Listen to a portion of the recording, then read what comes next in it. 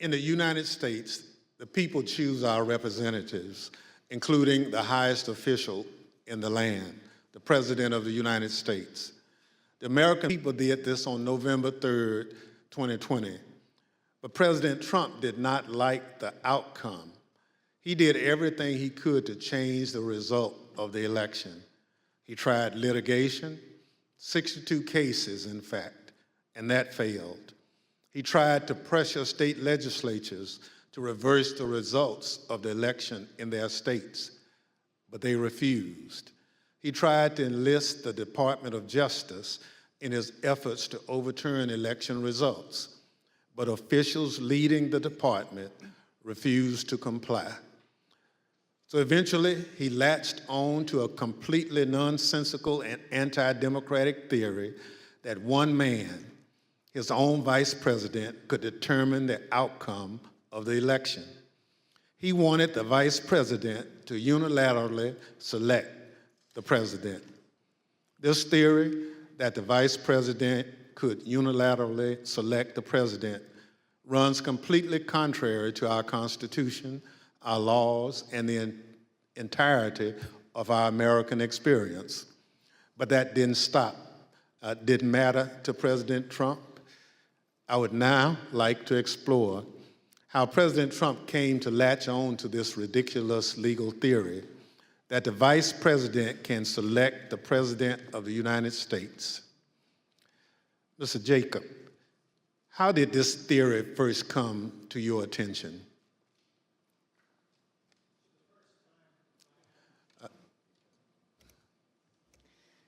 The first time that I had a conversation with the Vice President about the 12th Amendment and the Electoral Count Act was in early December, around December 7th. The Vice President called me over to his West Wing office and told me that he had been seeing and reading things that suggested that he had a significant role to play on January 6th in announcing the outcome of the election. He told me that he had been first elected to Congress in 2000 and that one of his earliest memories as a congressman was sitting in on the 2001 certification, and he recalled that Al Gore had gavelled down a number of objections that had been raised to Florida.